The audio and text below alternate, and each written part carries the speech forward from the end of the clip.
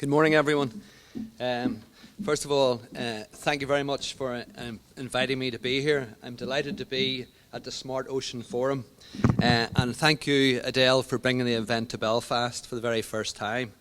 How fitting it is that we're having this conference in the port of Belfast, and in particular the Titanic building, a place that has developed technologies to harness the benefit of our oceans for over 100 years. You're all most welcome. The economic potential has already been mentioned of our oceans, and it's enormous. The European Commission has stated that the blue economy has the potential to create over 5 million jobs and a gross value added of 500 billion a year.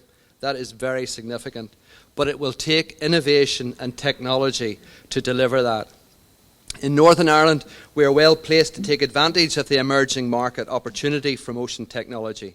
We have a strong industrial heritage in engineering and shipbuilding, which is evidenced by the development in offshore energy technologies at Harland and Wolff, offshore foundation technologies by Ridgeway, and more recently the investment by Belfast Harbour in the 52-acre Dong Energy offshore wind logistics terminal. It's quite a mouthful, actually, which you can see out the window if you look at that window and look to the right. And all of these businesses are based in the Belfast Harbour. We are applying that same expertise to the marine energy sector. Northern Ireland is leading the world in marine energy research, testing, manufacturing and deployment. In fact, 1 in every 4 of all full-scale marine prototypes have either been developed, manufactured or tested here. With over 30 years' experience in marine energy research and development, Professor Trevor Whitaker and his team at Queen's University Belfast have been pioneering figures in this area and consulted on a number of prototypes, including Oyster and Limpet. The Marine Biology Department at Queen's University were also involved in the world's first long-term environmental monitoring of a marine turbine by monitoring sea life and algae over a 5-year period. Northern Ireland boasts another first, the world's first commercial grid connection tidal marine turbine, as Owen very kindly put up in Strangford Lough, CGen. This area of the province has been proved an ideal for testing single prototypes in a protected geographic area and has attracted the attention of a number of developers. In fact, the Swedish developer Minesto is also currently testing the marine kite device there. Local companies are diversifying into the marine sector. McLaughlin and Harvey, a construction company, has been actively engaged in the marine renewable energy sector for over 8 years, and it has recently launched a new offshore division, which is internationally renowned for deployment of marine energy devices. However, as Owen has mentioned, a key part of today is about raising awareness among the ICT community of the opportunities that are coming forward from the marine sector. Again, Northern Ireland is well placed to take advantage. We have a vibrant ICT sector with over 900 companies, including over 100 international investors. The ICT and broader digital sector is a priority sector for Northern Ireland economy, and over the last 3 years has invested some 320 million, which has created some 3,600 jobs. Northern Ireland has 13 globally recognised ICT-related research centre bases here.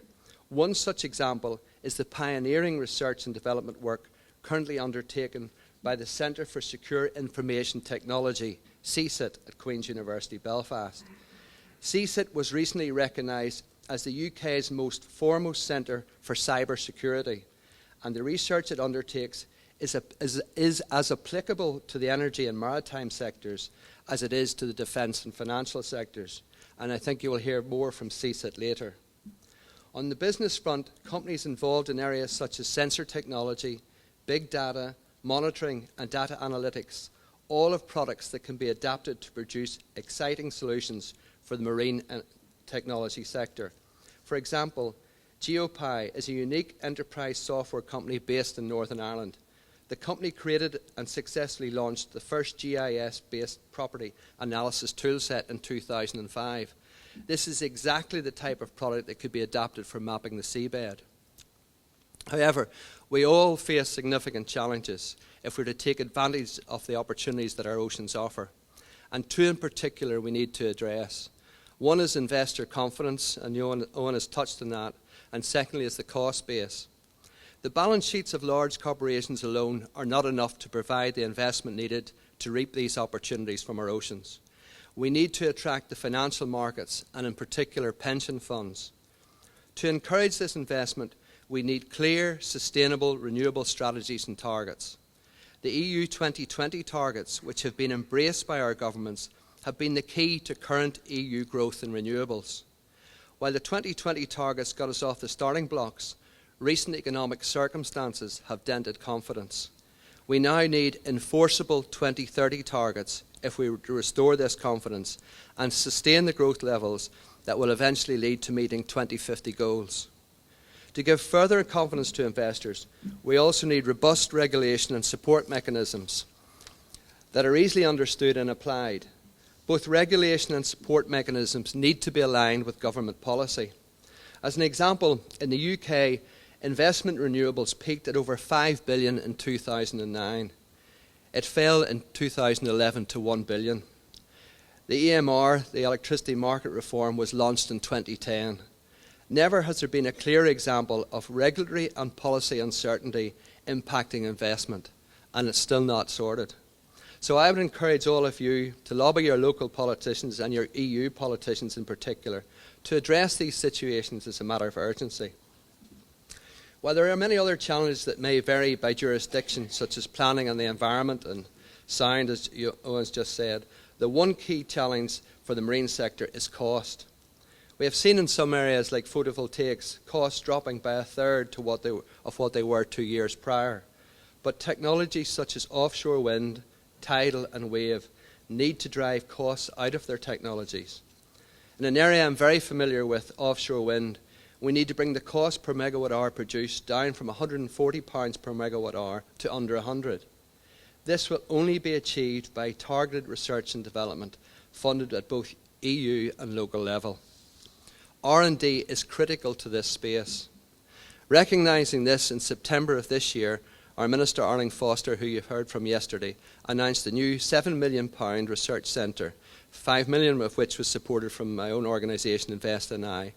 And this will pioneer advances in sustainable energy technologies, creating 15 new research posts. The Centre for Advanced Sustainable Energy case will be industry-led and focus on the development of highly innovative technologies that will both reduce cost and improve output. Sam McCluskey, who we'll hear from later, is manager of a case, and I'm very interested to hear her presentation. In addition to the centre, there's a broad range of support available from Invest NI to meet the business needs across the innovation spectrum, from those companies new to R&D to those undertaking complex collaborative projects. We have found that collaboration is often critical to success. Northern Ireland is mainly a region of small companies who have found that they need to work together in order to build capacity and capability. Invest NI has also recognised this need and are actively supporting collaboration in a number of areas, from cloud computing, ICT skills development, big data, and renewable energy through the support of collaborative networks. Finally, we need to take full advantage of the opportunity offered by Horizon 2020, and I want to encourage SMEs in particular to engage with Invest NI and Dominic McLarnon, the EU lead for energy, to take advantage of this opportunity. Technologies and sectors are converging, and there are opportunities that can be exploited. Collaboration is needed to make this happen. Cross-fertilisation of ideas, products and services are key to being successful, and today's event gives you the chance to think creatively and make those connections. From my own experience, I had the privilege of joining a business called Electricity in 2002. Its founder and CEO was a visionary called Eddie O'Connor. Many of you might know him. Eddie's vision was to transform how electricity was produced, transported and traded in Europe. His vision was an electric grid laid on the seabed of the seas of Europe that would connect the hydro in the north, through the winds in the west, to the solar sources in the south.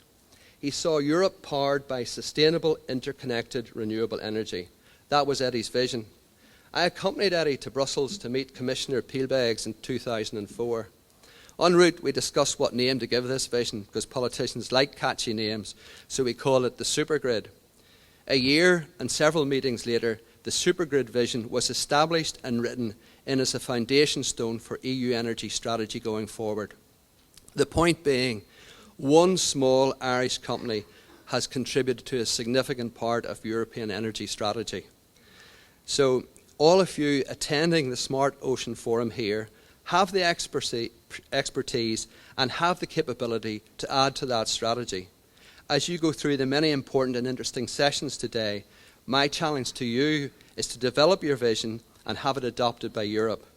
As Henry Ford said, coming together is the beginning, keeping together is progress, working together is success. Let's be smart and work together to make this opportunity a reality. Thank you.